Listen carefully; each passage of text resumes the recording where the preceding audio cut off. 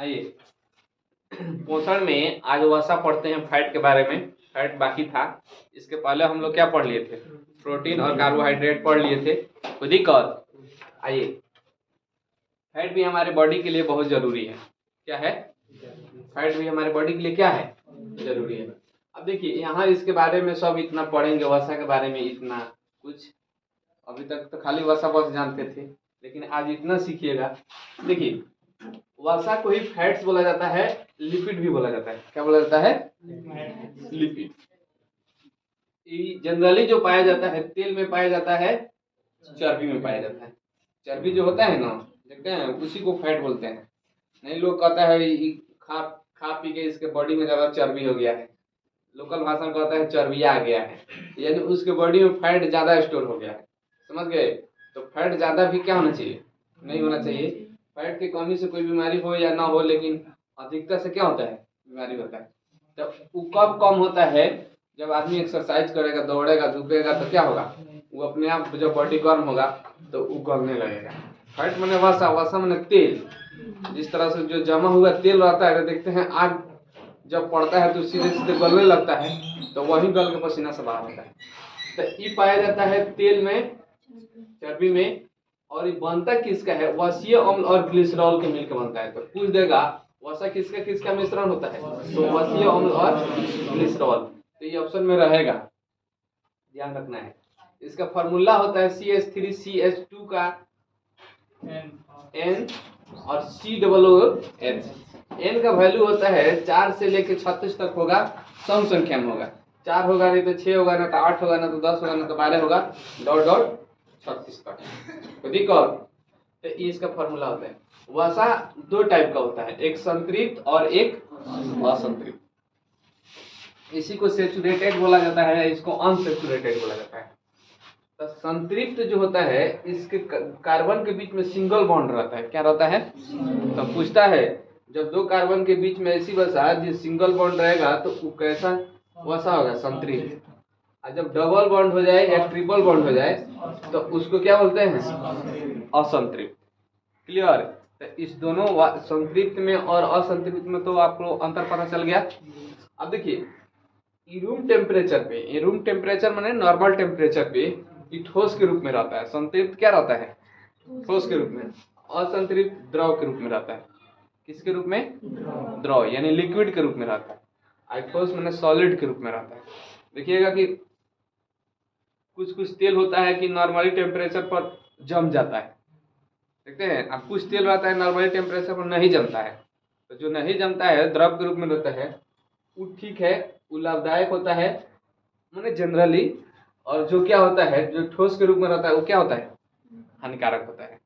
तो पूछ देगा संतृप्त, देखिए यहाँ पर कंफ्यूजन हो जाएगा, सोचिएगा असंतृप्त यही हानिकारक है, नहीं।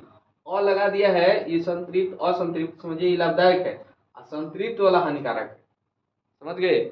लोग जनरली दिमाग लगाता है और लगाया है, यानी यही लग रहा है कि उल्टा पुल्टा है। तो यहाँ पे उल्टा पुल्टा समझना है, संतृप्त को हानिकारक समझना है और संतृप्त को क्या समझना है? लाभदायक समझना है। पूछ देगा किस प्रकार की वसा हमारे बॉडी के लिए लाभदायक होता है? तो असंतृप्त वसा। और किस प्रकार का हानिकारक होता है? संतृप्त वसा। बॉन्ड के हिसाब से सिंगल बॉन्ड वाला हानिकारक, डबल और ट्रिपल बॉन्ड वाला क्या होता है? लाभदायक होता है। इसका गलनांक उच्च होता है। गलनांक में इसको ज्यादा टेम्परेचर देने पर गलता है। समझ गए? जब देखिएगा नॉर्मल टेम्परेचर में ठोस है तो उसको पिघलाना है तो थोड़ा ज्यादा टेम्परेचर देना पड़ेगा। आई नॉर्मल में द्रव के रूप में रहता है तो इसका गलनांक निम्न होता है, यानी कम होता है। क्लियर? तो इस ये क्या है? अब देखिए इसका कुछ एग्जाम्पल है, जैसे चीड़ के तेल, नारियल के तेल, घी, उसके बाद साबुन। साबुन भी वसा का ही बना रहता है। साबुन देखते हैं, इसमें भी वसा है। अभी ना वसा के कई रूप होता है, कुछ लाभदायक होता है, कुछ खाने वाला होता है, कुछ खाने वाला नहीं होता है। जिस तरह आयरन है, तो आयरन में तो लोहा होता है, तो हरा साग सब्जी से भी आयरन मिलता है, तो वो आयरन हम लोग खा सकते हैं। अब एक होता है ये आयरन जो गेट बना है, इन्हें तुड़ के लगे खाने, ठीक है, तो ये आयरन नहीं। तो उसी तरह से है साबुन, एक पामिटिक होता है, एक केप्रोइक अम्ल होता है। ये सब होता है संतृप्त वसा होता है। क्या होता है? संतृप्त। असंतृप्त में होता है जैसे सोयाबीन, सोयाबीन से भी तेल आपको मिलता है, तो इस संतृप्त हो जाएगा। मूंगफली इस संतृप्त होता है, जैसे खाते हैं। वनस्पति तेल होता है, तो इस सब क्या होगा, असंतृप्त में आ जाएगा। सूरजमुखी का तेल, देखिए सूरजमुखी का तेल जो होता है ना, इधर तो नहीं, लेकिन महाराष्ट्र साइड जाइएगा ना, जिस तरह हम लोग खाना सरसों के तेल में बनाते हैं, तो सब सूरजमुखी के तेल में बनाता है। सब किसमें बनाता है, सूरजमुखी। ये सब तेल उन लोगों को अच्छा नहीं लगता है। जितना हम लोग कोई दोस्त है सब बताता है, सब उधर जाइएगा महाराष्ट्र में, सब किसमें खाना बनाता है, हाँ, तो उधर नारियल के तेल में बनाता है, ठीक है। और पता नहीं, लेकिन सूरजमुखी महाराष्ट्र साइड में किस में बनाता है, सब सूरजमुखी के तेल में। अब देखिए इसमें जो है ये ओमेगा 3, ओमेगा 6 और ओमेगा 9 ये मिलता है अलसी के पौधा जो होता है, या कुछ होता होगा अलसी, इतना पता नहीं, लेकिन अलसी से मिलता है, ये पूछ देगा। अब देखिए ये ओमेगा 3 का नाम है लिनोलिक अम्ल, और यहाँ ओमेगा 6 का नाम है लिनोलिक अम्ल, और ओमेगा 9 का नाम है ओलिक अम्ल। समझ गए, जिसमें ये दो ओमेगा 6 और ओमेगा 9 क्या है, अनिवार्य रूप से बॉडी के लिए क्या होता है, लाभदायक होता है। क्या होता है, मैंने इसकी कमी से आदमी में हार्ट अटैक आ जाता है। क्या होता है, हार्ट अटैक होता है। ये मैंने हार्ट के लिए क्या होता है, लाभदायक होता है। तो इसकी कमी से हार्ट अटैक आ जाता है, और ये क्या होता है, अनिवार्य होता है। तो याद रख लीजिएगा, ये क्वेश्चन पूछा है यहाँ पे ओमेगा 3 लिनोलिक अम्ल 3 गो एल है, समझ गए। और यहाँ पे 2 गो अल्टरनेट करके है, ओमेगा 6 में लिनोलिक अम्ल और ओमेगा 9 में ओलिक अम्ल। इतना आप लोग को याद रखना है। अब देखिए कोलेस्ट्रॉल, जैसे कोलेस्ट्रॉल क्या होता है, जैसे हम लोग खाना खाते हैं तो जो पचता है, कोलेस्ट्रॉल का निर्माण कहाँ होता है, पढ़ाए थे पाचन तंत्र, उसमें बताए थे लीवर में होता है। कहाँ होता है, लीवर में। कोलेस्ट्रॉल वो होता है जो खाना खाते हैं उसमें से जो वसा के रूप में जो कुछ वसा नहीं पचता है, ठीक है, ठोस का रूप ले लेता है, तो जो वही फैट बन जाता है, वही फैट को हम लोग क्या बोलते हैं, कोलेस्ट्रॉल। कोलेस्ट्रॉल क्या होता है, समझिए कि ये एक प्रकार का फैट है, और फैट में भी ठोस रूप में रहता है। या अगर ये अच्छा से पच गया तो एनर्जी के रूप ले लेगा, तो बॉडी में चारों तरफ चला जाएगा।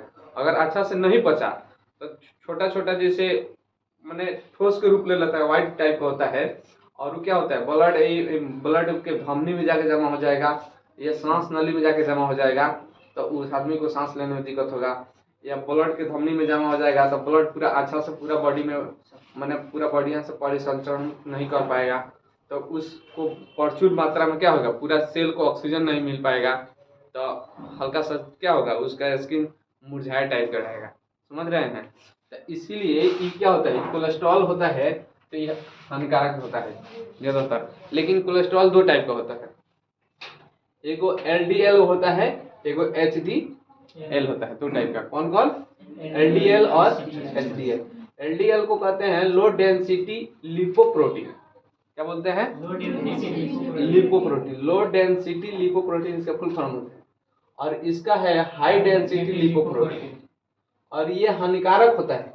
जो LDL क्या होता है, हानिकारक होता है, लाभदायक होता है HDL। तो आपको क्वेश्चन पूछ देगा कौन कोलेस्ट्रॉल लाभदायक होता है, तो HDL, उसी का हाई डेंसिटी लिपोप्रोटीन। देखिए ये हाई डेंसिटी हो गया, और लिपोप्रोटीन याद कर लीजिए, प्रोटीन तो याद रहेगा, यहाँ लिपोप्रोटीन लो डेंसिटी याद हो गया। देखिए इसी की जो LDL है, इसी की अधिकता के कारण हार्ट अटैक आता है। ये हार्ट में जमा हो जाता है, और ये अच्छा से हार्ट क्या होता है, काम नहीं कर पाता है, जिसके कारण क्या होता है, आदमी की धड़कन धड़कना बंद हो जाता है, रुक जाता है। यहाँ पर इसकी कमी से वहाँ पर अधिकता से, हाँ, यहाँ पे ये सब लाभदायक चीज है। लाभदायक चीज आपको कमी मिलेगा तभी तो होगा। बीमारी कब होगा, जो लाभदायक चीज है उसकी कमी से आपको प्रॉब्लम होगा, हानिकारक चीज अधिकता हो जाएगा तब प्रॉब्लम होगा। समझ रहे बात को। जैसे कोई चीज खा रहे हैं लाभदायक है, अगर वो नहीं मिला, जैसे अभी ऑक्सीजन हम ले रहे हैं तो ऑक्सीजन मेरे लिए लाभदायक है, ऑक्सीजन बंद हो जाएगा या कमी हो जाएगा तो प्रॉब्लम हो जाएगा। लेकिन कार्बन डाइऑक्साइड क्या है, हानिकारक है। अगर वो नहीं मिले तो कोई दिक्कत नहीं है, लेकिन उसकी अधिकता हो जाए बॉडी में तो बीमारी हो जाएगा कि नहीं हो जाएगा, उसको छोड़ना है। तो उसी तरह से है यहाँ ओमेगा ई सब क्या है, ओमेगा वाला की कमी से क्या होगा, हार्ट अटैक हो सकता है, और नहीं तो एलडीएल की अधिकता से होता है। क्लियर। अब देखिए एक है यहाँ पे तुरंत ऊर्जा, तुरंत ऊर्जा हम बताए भी थे कार्बोहाइड्रेट से मिलता है, इससे ज्यादा टाइम में प्रोटीन से मिलता है, और इससे ज्यादा टाइम में वसा से मिलता है। माने ऊर्जा वसा से भी मिलता है, प्रोटीन से भी मिलता है, कार्बोहाइड्रेट से मिलता है, लेकिन तुरंत मिलने के लिए टाइम में समय के अनुसार तो सबसे तुरंत किस में मिलता है, और सबसे ज्यादा उसके बाद प्रोटीन और उसके बाद वसा। ऊर्जा की मात्रा के रूप में पूछ देगा तो सबसे ज्यादा अगर सेम ले लें तो वसा में होगा, उसके बाद उससे कम होगा प्रोटीन में, और उससे कम वसा में जो होता है 9.3 किलो कैलोरी होता है। कितना होता है 9.3। प्रोटीन में होता है 4.2 किलो कैलोरी, और कार्बोहाइड्रेट में होता है 4 किलो कैलोरी। तो यहाँ याद रखना है 9.3 4.24 याद हो गया। ऊर्जा की आवश्यकता जो होता है नॉर्मली आदमी को, देखिएगा ऊर्जा की आवश्यकता तो जो जितना फिजिकली हार्ड वर्क करेगा या मेंटलिटी रूप से भी, मतलब जो ज्यादा वर्क करता है उसको ज्यादा ऊर्जा खर्च होती है। जो कम काम करता है उसको क्या होता है, कम खर्च होता है। उसी के माप से लगभग एक बनाया गया है, इससे थोड़ा सा ज्यादा वेस्ट हो सकता है, लेकिन एग्जाम के पॉइंट ऑफ व्यू से ये डाटा आप लोग को याद रखना है। ऊर्जा की आवश्यकता जो होती है फीमेल, यहाँ पर लिख दिए हैं FEMA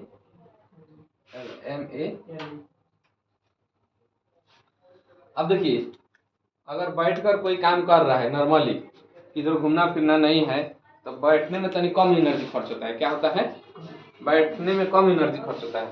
तब फीमेल अगर बैठ के काम कर रही है तो उसको 2100 कैलोरी की ऊर्जा की जरूरत पड़ता है। कितना, और वहीं पुरुष बैठ के काम करेगा तो 2500। ठीक है, पुरुष लोग को तनी ज्यादा एनर्जी चाहिए।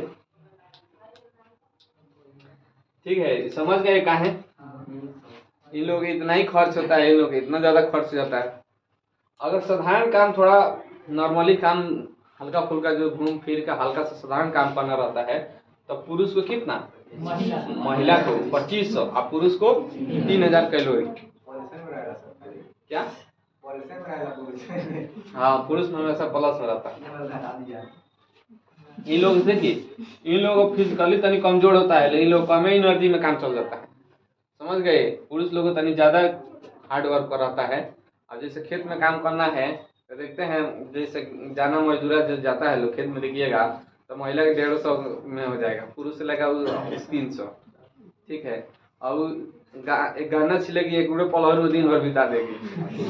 ठीक है, उसके बाद एगो पलहर, एगो दिन पलहर वाला छिली तो ठीक है, उसके बाद से चलो अपने पतों के बातें पड़ जाएगा। ठीक है, और सांझ भर उसी में तो इतने कैलोरी में काम नहीं चल जाएगा, और क्या जरूरत है। समझ रहे हैं। अब पुरुष है तो कभी नहीं अपना पतों के चाहे ननद के, देखिए औरत लोग कहती है कि हम लोग के साथ दासा हो रहा है। देखिए औरत घर में अगर रहे तो ये हो रहा है वो हो रहा है, उससे कबो न पुरुष उससे नहीं जलेगा। ठीक है, औरत के दशा औरतें करती है, उसकी ननद करेगी, उसके दियादी समझते हैं, सुनते हैं कि उसका भासुर दशा कर रहा है, उसका ससुर दशा कर रहा है, वो ताना मार रहा है। ऐसा कुछ नहीं होता है। जब करेगा तो उसका सास, उसकी ननद, उसकी दियादी, उसकी भौजाई, उसी से प्रॉब्लम होगा, और शिकायत करेगी मर्द लोग का। ठीक है, क्या ऊर्जा का रूप चेंज हो जाता है। हाँ, ऊर्जा का रूप चेंज होता है। घर में एगो लड़की अगर जन्म ले ले तो लोग कहता है लोग कि लड़की कोनो खराब चीज थोड़ी है, तो किसी मर्द के कोनो मुंह नहीं उतरेगा, उसकी ननद के मुंह उतर जाएगा, उसके सास के मुंह उतर जाएगा। होता है कि नहीं, दिक्कत उन्हीं लोगों का है। शिकायत करेगी तो दिमाग कमजोर होता है, जाने दीजिए। ये अपने बिहार की बात नहीं कर रहे, हम यूपी की बात कर रहे हैं। ठीक है, आप लोग टेंशन मत लीजिए। देखिए ये जो है साधारण पुरुष, साधारण महिला का कितना कैलोरी 2500 और मेल का 3000। अगर वही हार्ड वर्क करे, कठिन काम करे, मैंने फिजिकली जो मजदूरी टाइप का होता है, तो महिला को कितना चाहिए 3000 और पुरुष का हो जाता है 3600 कैलोरी ऊर्जा। यहाँ 600 बढ़ गया, ठीक है। अरे देखिए जनरली जो होता है ना, पुरुष का जो बॉडी होता है इन लोगों से ज्यादा स्ट्रांग होता है, तो ज्यादा काम कर देता है लोग, तो इतना रहता है। अब देखिए इसके बाद, अब देखिए जो बॉडी में तत्व है किसकी मात्रा सबसे ज्यादा है, यहाँ पे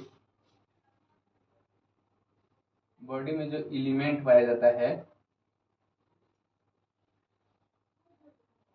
ऑक्सीजन, कार्बन, हाइड्रोजन, ये फर्स्ट, ये सेकेंड और ये थर्ड, ये फोर्थ, इतना याद रखिए। कम से come first second third fourth याद रखना चाहिए। दे देता है बॉडी में हमारे सबसे अधिक मात्रा में कौन तत्व पाया जाता है, ऑक्सीजन। ऑक्सीजन के बाद कार्बन, कार्बन के बाद हाइड्रोजन, हाइड्रोजन के बाद नाइट्रोजन।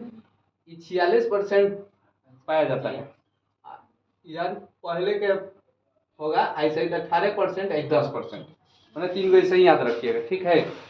तो सबसे ज्यादा बॉडी में जो पाया जाता है ऑक्सीजन, उसके बाद कार्बन, उसके बाद हाइड्रोजन, उसके बाद नाइट्रोजन, उसके बाद कैल्शियम, फास्फोरस, सल्फर, पोटेशियम और सोडियम।